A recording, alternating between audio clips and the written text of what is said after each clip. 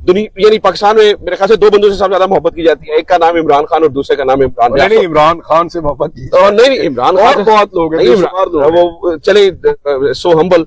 लेकिन बहरहाल बहुत से लोग कहने का मतलब यह है, इमरान भाई के बारे में जानना चाहते हैं। इमरान भाई, आप बहुत सारे पॉडकास्ट के अंदर बहुत सारी चीजों के अंदर बता चुके हैं व्हाट हैपेंड टू यू, और फिर आप पाकिस्तान से कैसे निकले। मुझे ये बताइए इमरान भाई, जब आप पाकिस्तान में आप हाइडिंग में थे और इतला थी जर्नलिस्ट के पास के आपको पार करने का उन्होंने प्रोग्राम बनाया हुआ है, जब पहली दफा आप तक खबर पहुंची उस वक्त क्या माहौल था, कहाँ रह रहे थे, क्या ज़हन था, फिर पहली दफा कब सोचा यानी कि अब यानी निकलना चाहिए? क्योंकि मुझे पता है हमने 1000 बार आपसे पूछा और आपने कहा नहीं पाकिस्तान नहीं छोड़ना, लेकिन फिर वो क्या उस वक्त आपके ज़हन में क्या है? तब आप भी मुझे कह रहे थे और दोस्त भी कह रहे थे कि पाकिस्तान से आप बाहर आ जाए। मैं आता नहीं था। मुझे सबसे पहले पाकिस्तान से बाहर जाने का मशवरा शहीद अरशद शरीफ ने दिया था जी, और उन्होंने मुझे जून 2022 में पाकिस्तान से बाहर निकलने का कहा था।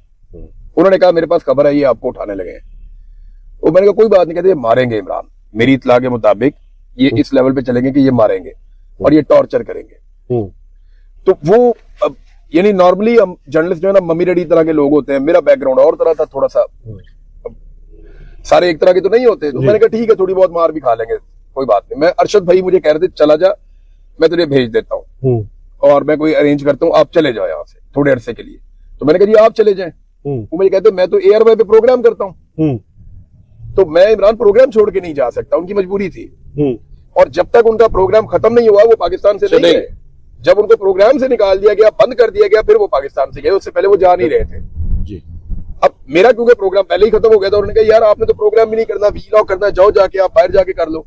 इमरान जितने लोग बाहर होंगे ना उतना सेफ होंगे, हमारी आवाजें बचेंगी, हमें ये जरूर आसरा रहेगा कि यार बाहर फलां कोई ना कोई तो वो बोलते रहेंगे और अगर हम यहाँ फंस जाएंगे तो आप लोग बात करेंगे। अच्छा नहीं इमरान भाई, ये यानी मुझे अंदाजा है कि it was a very hard decision for you. मैं उस लम्हे की बात मैं आपको बता, जब वो आप हाइडिंग में थे और वो मेरे दिमाग में ये था कि ये मार नहीं सकते, ये मेरे दिमाग में था। अरशद भाई की शहादत के बाद ना मेरे दिमाग में एक बात और आ गई कि ये पाकिस्तान में नहीं मार सकते। यानी अरशद शरीफ को शहीद किया पाकिस्तान से बाहर, तो एक इनको मार्जिन मिल गया कि भाई पाकिस्तान में नहीं था, तो मैं पाकिस्तान से नहीं जाऊंगा क्योंकि ये पाकिस्तान के अंदर मुझे कत्ल नहीं कर सकते। मेरे दिमाग में ये बात बैठ गई। लेकिन 26 नवंबर को वो बात भी निकल गई, इन्होंने पाकिस्तान में कत्लेआम कर दिया और उससे पहले भी इस तरह के छोटे मोटे वाकयात हो गए थे। फिर जब मुझे जबरी तौर पे लापता किया तो तब भी मुझे समझ आई कि ये किसी लेवल तक भी जा सकते हैं, लेकिन मुझे फिर भी लगता था कि ये कत्ल नहीं कर सकते किसी को इस तरीके से यहाँ पाकिस्तान में। लेकिन वो भी गलतफहमी फिर दूर हो गई कि अपने मफाद के लिए मार भी सकते हैं, किसी लेवल तक भी जा सकते हैं। मुझे एक दो जर्नलिस्ट हैं उन्होंने बताया, उसके बाद मुझे मेरा एक सोर्स है उसने भी बताया। ये ना फेजेस में चीजें हुई हैं, ये एक दिन में नहीं हुआ।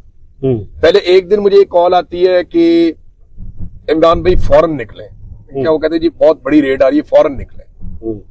तो वो बंदा जो मुझे कहता है उसने मुझे पहले 2-3 खबरें दी थी और वो खबरें उसकी कंफर्म हुई थी। उसने मुझे एक दफा ये भी बताया था कि आज ये आपको पकड़ लेंगे और उसी दिन मुझे पकड़ा भी था। उसने मुझे पहले बताया था एक दिन कि आज ये आपको पकड़ लेंगे, उस दिन मुझे पकड़ा भी गया था। अच्छा, फिर एक दिन उसने मुझे कहा कि आपको मोटरवे पे ना आए, ये आपको अटक से गिरफ्तार करेंगे, वो हुआ भी। अच्छा, अब वही आदमी मुझे कह रहा था कि ये आप यहाँ से भाग जाएं जहाँ पे आप। मैंने कहा मैं हूँ किधर? मैंने उससे पूछा, कहता मुझे नहीं पता। अच्छा, मैंने कहा जब आपको ये नहीं पता कि मैं कहाँ पे हूँ, आप मुझे ये कैसे कह सकते हैं कि मेरे ऊपर रेड होने वाली है? कहते भाई मुझे ये पता है कि वो आपके करीब है। आपको फिर मुझे समझ आई कि ये आदमी कोई अंदर का आदमी। उस दिन मुझे एहसास हुआ, तो मैंने कहा मैंने बाय चांस ही एक दोस्त जा रहा था निकल के, मेरे पास एक पॉलिटिकल शख्स भी आके बैठा हुआ था उस वक्त, और वो भी 10 मिनट पहले पहुंचा था। वो नामालूम जगह जो मैंने उस जगह पे वो एक नौजवान है, कोई इलेक्शन नहीं लड़ता, नॉर्मल आदमी है, लेकिन वो वहां बैठा हुआ था। वो कॉल मैंने उसके सामने ही सुनी तो वो हैरान हो गया। उसने मुझे कहा, कहता भाई निकल जाए। मैंने कहा अच्छा। वो मेरा एक दोस्त जा रहा था, उठ के मैं उसी के साथ उसकी गाड़ी में बैठा। मैंने अपने सिक्योरिटी वालों को बोला, मैंने कहा इधर ही रुको, यहाँ से जाए कोई ना, सिर्फ 2 लड़के पीछे बैठ जाओ। मैं वहां से निकल गया। 7 मिनट के बाद वहां पे रेड हुआ बहुत बड़ा। अच्छा, उस जगह पे, और काफी देर वहां पे झगड़ा होता रहा, बड़ा वहां रोला पड़ गया। अच्छा, फिर वहां पे मकामी पुलिस आ गई, ये खैबर पख्तूनख्वा था, तो मकामी पुलिस आके वहां पे लड़ पड़ी। उन्होंने कहा आप यहाँ पे ये नहीं कर सकते। उन्होंने कहा हम बंदा लेके जाएंगे। बहरहाल वहां काफी फटा हुआ। मुझे फिर बाद में पता चला मेरे एक बंदे ने बताया कि जी बात, मैं कोयटा होटल जाके बैठ गया था। अच्छा। एक कोयटा होटल था, वहां बैठ के मैं चाय पी रहा था, वहां लोग शो इकट्ठे हो गए, वहीं बैठ गए हम, तो वो अवॉइड हो गया। फिर वहां से वो मैंने लोकेशन तब्दील कर दी, फिर मैं एक एक करके लोकेशन बदलता रहा। इन्होंने मुझे बाहर निकालने के लिए मेरे ऊपर एक केस कर दिया कि जनाब ये इमरान रियाज के ऊपर केस है और ये फलां जज के बारे में इसने एक ये बयान दिया था और वो जज साहब के कोई रिश्तेदार है, उन्होंने केस कर दिया। मैंने जाके पेशावर हाई कोर्ट से जब मैं बेल लेने गया ना, तो मुझे महसूस हुआ कि यहाँ पे भी इन्होंने घेरा डाला हुआ है, ये मुझे जहां से उठा सकते हैं, जैसे सनम के साथ हुआ वहां पे। लेकिन मेरे साथ में 30-35 आदमी थे, जी लोग थे, तो वो मुझे वहां से उठा नहीं सके। लेकिन हमने ये जज कर लिया, मेरे साथ जो लोग थे उन्होंने भी मुझे कहा कि इमरान भाई ये नॉर्मल नहीं है यहाँ पे सिचुएशन, लोग आपको ऐसे लोग हैं जो मशकूक है, तो यहाँ से निकले आप। वहां से फिर हमने गाड़ियां तब्दील की, करते कराते मैं एक पहाड़ी थी, वहां एक दोस्त का कंपाउंड था, मैं वहां चला गया। मैंने कहा यहाँ पे रहते हैं, कुछ अरसा मैं वहां पे रहा। मुझे एक दिन कासिम सूरी का फोन आया, उनके पास कोई इंफॉर्मेशन थी। अच्छा। उन्होंने मुझे इंसिस्ट किया कि यार आप पाकिस्तान से बाहर चले जाएं। मैंने कहा जी मैं अभी नहीं जा रहा है। और निकलेंगे कैसे? मुझे कासिम, वो आपके जेल में ये भी तो होगा यार, वो तो स्टॉप लिस्ट में है, जाने दिया इन्होंने। हाँ जी, हाँ जी। नहीं, उन्होंने कहा निकल जाए आप ना। कासिम सूरी ने मुझे कहा पाकिस्तान से। मुझे ये तो पता था कासिम सूरी कैसे निकले, और मैं निकलना चाहता तो मैं निकल जाता पहले भी। मेरे लिए कौन सा मुश्किल था, सारे पहाड़, मैंने शिकार खेला हुआ इन पहाड़ों पे, मैं जानता हूँ सारे बॉर्डर को, मैं कहीं से भी निकल जाता। लेकिन मैं वो वेट कर रहा था कि नहीं यहाँ रुकते हैं। फिर मुझे एक दिन मैंने एक लोकेशन तब्दील की, मैं एक सूबे में था, मैं उसका नाम नहीं लेता, एक जगह पे था मैं, केपी नहीं था वो, वहां पे मुझे इतला आई कि आप फौरन ये जगह छोड़ें, फौरन ये जगह छोड़ें, और सेम आदमी से। अच्छा। इससे पहले 2 जर्नलिस्ट मुझे बता चुके थे, मैंने अपना पूरा एक सिस्टम बनाया हुआ था। इस सेम आदमी को हम बिग सारा कुछ, मुझे ये ट्रैक नहीं कर सकते। इस सेम आदमी को हम बिग ब्रदर कह सकते हैं।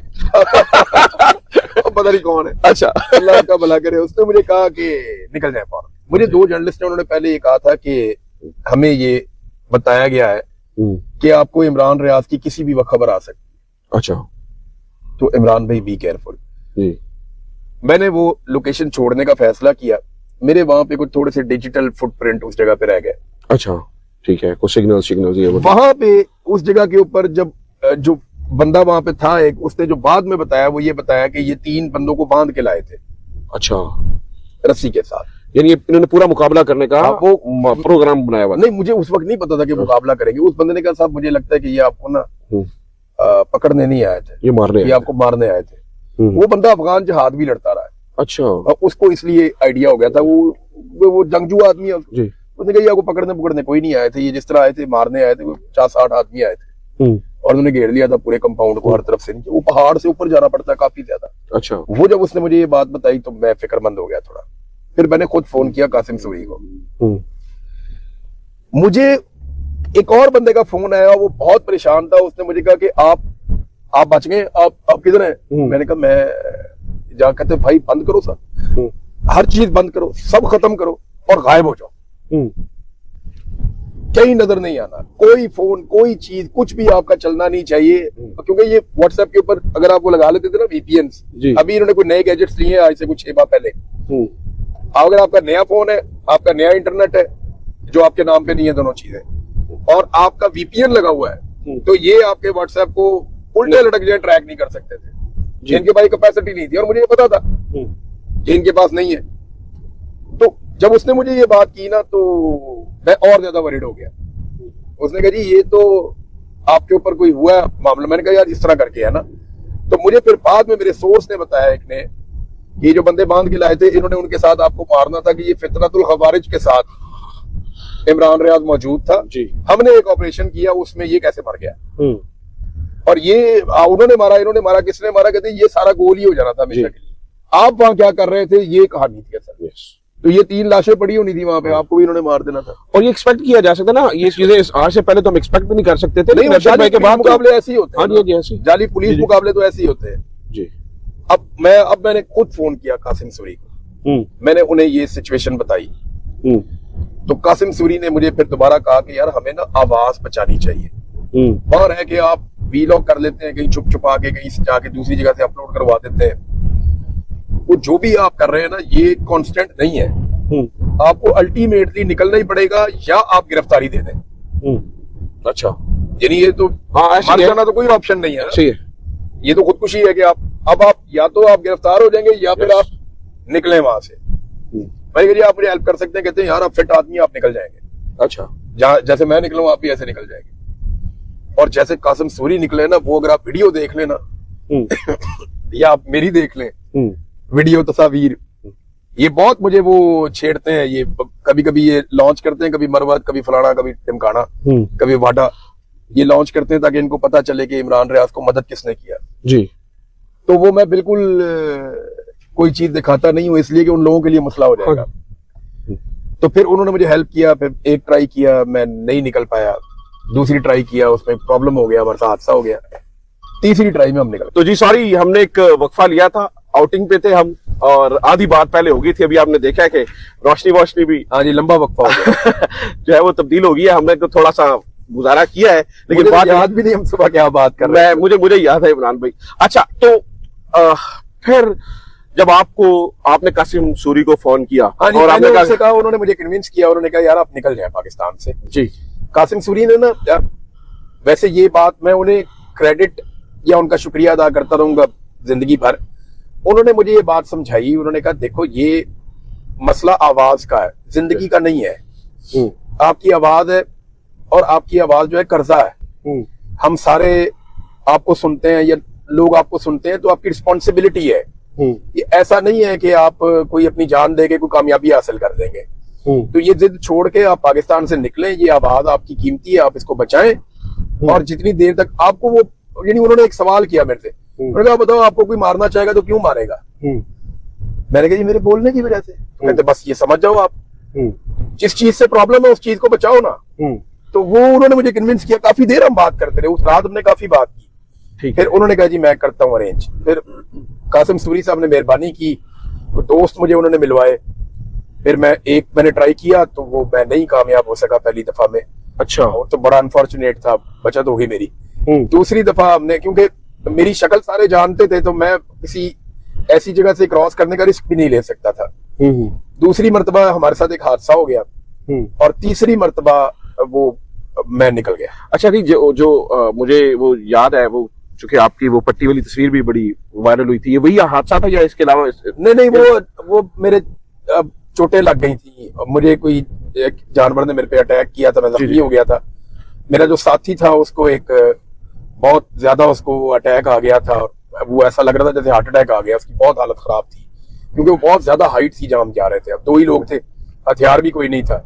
वो उस दिन काफी ज्यादा चीजें खराब हो गई थी, ऊपर नीचे चीजें खराब हुई थी। इमरान भाई, उस वक्त जब वक्त आएगा मैं बहुत सारी चीजें बताऊंगा उस रात के बारे में। वो उस रात को इतनी सारी चीजें हो गई थी कि मुझे लग रहा था कि शायद आज सबसे भारी रात है। लेकिन हम वापस पहुंच गए कुछ ना कुछ करके। ठीक है, वापस पहुंच गए जहां पे हम थे पाकिस्तान में। फिर हमने वेट किया, वापस आ गए उस दिन, आगे नहीं गए। हाँ, फिर चंद दिन के बाद दोबारा निकले। ठीक, और जब दोबारा निकले फिर हम क्रॉस कर गए। सही है। और तब पता भी नहीं चला इस तरीके से हम क्रॉस कर गए। लेकिन जब क्रॉस किया तो मेरे जो बॉर्डर के उस तरफ ताल्लुक वाले लोग थे जिन्होंने आना था मुझे लेने के लिए, वो पहले 2 मरतबा आए और तीसरी मरतबा मिस हो गया। यानी वो हमारा टाइमिंग का फर्क पड़ गया। वो मुझे वहां नहीं मिले वो लोग, उसकी वजह से मैं बहुत पैदल चलना पड़ा। वो अगर कभी मैं आपको नक्शा दिखाऊंगा, मैं यहाँ पब्लिक को नहीं बता सकता हूँ कि वो रास्ता कौन सा था, ऑब्वियसली, लेकिन कभी मैं आपको नक्शा दिखाऊंगा, वो मैप के ऊपर, आप गूगल मैप पे भी देखेंगे तो आपको लगेगा ये पैदल बड़ा मुश्किल है, बहुत ही मुश्किल है। नहीं, मैं ये तो नहीं पूछूंगा कौन सा मुल्क, ऑब्वियसली वो एक वक्त आएगा। अफगानिस्तान में मैं गया था, ठीक है, लेकिन कहां से गया था ये मैं नहीं बता रहा। लेकिन मैं जिस रास्ते से गया था वो बहुत लंबा रास्ता था। कितनी देर पैदल चलना पड़ा आपको? हम रात भर चलते रहे पैदल, सारी रात पैदल ही चलते रहे। हम सुबह हो गई, हम पैदल ही चलते रहे। उसके बाद फिर हम एक जगह पहुंचे, फिर बाद दूसरी, फिर मुझे वो लोग मिल गए। अच्छा, वो मिल गए होते? हाँ, मुझे वो लोग मिल गए, फिर राब्ता हुआ। जब वहां पे हर जगह पे सिग्नल भी नहीं आ रहे थे, तो करते करते फिर वो मिल गए। फिर हम लोग करते कराते पहुंच गया। फिर मैं जहां मैंने पहुंचना था शहर में, ठीक है, फिर वहां मैं रुका कुछ 4-5 दिन, क्योंकि मेरा जख्म खराब हो गया था। सही है। तो वो चेहरे वाला या जो मेरे पेट पे लगा हुआ, जी, पेट पे और यहाँ रान पे, वो जख्म खराब हो गया था, उसमें खून निकल रहा था और वो उसमें इन्फेक्शन थी। तो मैं फिर वहां पे थोड़े दिन रहा। फिर मैंने वहां से जो डॉक्यूमेंटेशन छोटी सी थी, बिल्कुल मामूली सी, वो मैंने करवाई और फिर मैंने वहां से फ्लाइट ली और मैं चला गया। ठीक है। वहां से मैंने फ्लाइट ली, उसके बाद मैं लगभग मैंने मुल्कों के बीच में कोई 20 से 22 ट्रेवल किए हैं। अच्छा। हाँ जी, मेरे पास काफी मुल्कों के वीजे रहते थे। हर वक्त मैं 5 दिन 6 दिन एक मुल्क में रुकता था, फिर अगले मुल्क में, फिर 5 6 7 दिन फिर अगले मुल्क में। और ये सारा मेरे पास, मेरे पासपोर्ट पे सारी स्टैंप्स लगी हुई है। कभी मैं आपको दिखाऊंगा, आप देखिएगा मेरे पासपोर्ट पे इतनी स्टैंप्स लगी हुई है। एक मुल्क, दूसरा मुल्क, तीसरा मुल्क, चौथा मुल्क, पांचवा मुल्क, छठा मुल्क। तो मैं ऐसे घूमता रहा हूँ और मैंने वो मुल्क देखे जो मैंने पहले नहीं देखे थे। यानी मैं इधर ईस्ट एशिया की तरफ भी गया, यहाँ पे 3 मुल्क है वहां पे। फिर मैं सेंट्रल एशिया की तरफ गया, वहां के 3 मुल्क है वहां पे। सही। अच्छा, एक बड़ा रौला पड़ा था, आप ओमान भी रहे कुछ देर? हाँ जी, मैं वहां पे भी रहा कुछ अर्सा। अच्छा। ओमान में भी रहा और दुबई में भी गया। अच्छा। ये मैं किसी जगह टिका नहीं। मैंने शहीद अरशद शरीफ के केस से एक बात सीखी थी कि आपने किसी जगह रुकना नहीं है। और सिस्टम में मुझे जो थोड़ी सी हिंट मिले थे उसमें ये था कि ज्यादा देर आप रुकेंगे तो खतरा होगा। मैं ये सोच कर रहता था किसी जगह पे भी कि ये अज्यूम कर लेता था कि मेरे बारे में पता चल गया। सही, यानी हर वक्त एक्टिव नहीं, मेरे दिमाग में ये रहता था कि मेरे बारे में पता चल गया तो मेरे पास कितना टाइम है। तो 4-5 दिन ही होते हैं ना आपके पास। तो बस फिर मैं जितनी देर में मुझे लगता था कि मेरे पीछे कोई आ सकता है, मैं निकल जाता। अच्छा।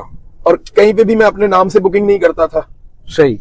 किसी जगह पे भी मेरे नाम पे कोई होटल नहीं होता था, कोई और वो नहीं होता था, वो मैं मैनेज करता था जैसे भी करके। बहुत सारे पाकिस्तानियों ने मेरी हेल्प की, बड़ी उनकी मेहरबानी, बड़ी उन्होंने मेरी मदद की।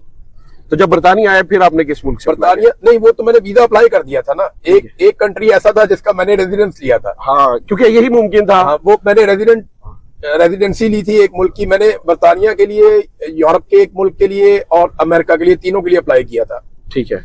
तो सलमान अहमद की वजह से मैंने अमेरिका वाला स्किप कर दिया जी। उन्होंने बहुत अजीब किस्म की हरकत की, मैंने फिर छोड़ा, मैंने कहा दफा करो। मैंने वो स्किप कर दिया। मैंने उनकी अपॉइंटमेंट थी मेरे साथ, मुझे वीजा दे भी रहे थे क्योंकि वहां से यूएन ने और यूरोपीय यूनियन ने उनके साथ कुछ बात भी कर रखी। लेकिन वो फिर मैंने स्किप कर दिया। वो मुझे उसमें बेइज्जती महसूस हुई जिस तरह इन्होंने मेरे साथ किया। उसके बाद एक मेरे पास ऑप्शन आ रहा था यूरोप का और एक मेरे पास यूके का था। मेरी ये थी कि क्योंकि मेरी फैमिली यहाँ पे है जी, तो मुझे था कि मुझे यहाँ का यूके का वीजा मिल जाए। वो इन्होंने थोड़ा डिले किया, लंबा किया, लेकिन मेरे से सवालात काफी पूछे, लेकिन मैंने हर चीज इनको सच बताई। मैंने बताया जी कि दहशतगर्दी के पर्चे भी है मेरे पे, मेरे ऊपर ये भी है वो भी है, सारी डिटेल बताई मैंने हर चीज। थोड़ा इन्होंने टाइम लिया लेकिन फिर वीजा दे दिया। लेकिन जो मैंने वीजा भी अप्लाई किया तो वो उसका एक ऑप्शन होता है आपके पास कि पासपोर्ट आप होल्ड कर सकते हैं अपने पास। अच्छा। पासपोर्ट आप अपने पास रख सकते हैं। अगर आपने फर्ज करें आप अभी वीजा अप्लाई करते हैं ना किसी भी कंट्री का, तो बहुत सारे मुल्क आपको ये ऑप्शन देते हैं कि आप वीजा अप्लाई करें और बाद में अपना पासपोर्ट वापस ले लें। वो आप अपने पास रखें, जब आपका वीजे का फैसला आ जाएगा तो आप जाके पासपोर्ट से स्टिकर लगा के आपको वापस ले लेते हैं। तो यूके आपको ये फैसिलिटी देता है। ठीक है। तो पासपोर्ट मेरे पास था, मैंने वीजा अप्लाई किया, मैं फिर ट्रेवलिंग पे चला गया। तो मैं ट्रेवल करता रहा। इन्होंने 2-3 दफा मुझे ईमेल्स की, इन्होंने होम डिपार्टमेंट ने यहाँ का जो यूके का है, वो जो कुछ थी इनकी क्यूरीज, मैंने इनको बताया कि ये बात है। तो उसके बाद फिर इन्होंने मुझे वीजा दे दिया। जब वीजा मुझे दिया, लेकिन उससे पहले ये बात खुल गई थी मेरे अपने एक मेहरबान की वजह से। मेरे से गलती होगी, मैंने एतबार करके किसी को बता दिया। हालांकि मुझे एयरपोर्टों के ऊपर पाकिस्तानी बहुत बड़ी तादाद में मिले हैं। सही। मैं आपको बताऊं 50 दफा पहचाना गया हूँ मैं। अच्छा। एयरपोर्ट पे एक आदमी ने मेरा राज नहीं खोला। सही। ना किसी ने जिद की कि ना तस्वीर के लिए किसी ने हाँ, ना किसी ने वैसे चलते हुए। मैं आपको बताता हूँ, मैं बैठा हुआ था तो ना मास्क पहन के, तो वो कई दफा कोई फैमिली आती थी, वो मेरे इर्द गिर्द खड़े हो जाते थे। वो कहते थे इमरान भाई आप कुछ खा लें। तो मैं हैरान होता था इन्होंने मुझे पहचाना कैसे। अच्छा। वो कहते थे आप कुछ खा लें, आप काफी देर से यहाँ बैठे हुए हैं, हमें पता है। तो वो मेरे से फोटो की भी वो नहीं करते थे। मुझे लोगों ने कोऑपरेट किया। मेरे पाकिस्तानी, मैं आपको बताऊं, वो बड़ी जबरदस्त कौम है। मुझे बड़ी उम्मीद है ये लोग अपना हक छीन लेंगे। उसकी वजह ये है कि मैंने प्रैक्टिकली देखा है कि एक आदमी ने मेरा राज नहीं खोला। मैं 50 लोगों ने मुझे पहचाना एयरपोर्टों के ऊपर। मलेशिया के एयरपोर्ट पे एक बंदे ने पहचान लिया। एक एयरपोर्ट पे मैं बैठा हुआ था, गल्फ कंट्रीज का है, कतर है। तो एक लड़का आया और मैं नीचे मुंह करके ना तो मोबाइल के अंदर ऐसे देख रहा था। टोपी मैंने ऐसे पहनी हुई थी और मैंने मास्क पहना हुआ था बड़ा वाला, और मैं नीचे मुंह करके मोबाइल के अंदर देख रहा था। वो लड़का चलता हुआ है और मेरे सामने जमीन पे बैठ गया और नीचे से मुझे ऐसे देख रहा था। अच्छा मेरा दिल किया कि मैं इसको एक ना लगा दूं, एक लगाऊं इसको, ये क्या तरीका है। तो मुझे कहता है कि ऐसे ऐसे करके ना तो पहचान रहा है मुझे। मैंने कहा छोड़ना मचाई अब। मैंने उसको ऐसे करके बोला ना, तो वो उठ के तो मेरे पास कहता मैं इधर बैठ जाऊं, मैंने बैठ। उसने फिर मेरे साथ थोड़ी बातें चीतें की, एक उसने मुझे तस्बीह गिफ्ट की, वो मेरे पास है अभी भी। अच्छा। वो कहीं से कोई शायद उम्रा करके आ रहा था, आगे उसने कहीं और जाना था, वो भी पाकिस्तान में नहीं रहता था वो, उसकी कोई कनेक्टेड फ्लाइट थी या कुछ था ऐसा, वो मुझे वहां मिला था।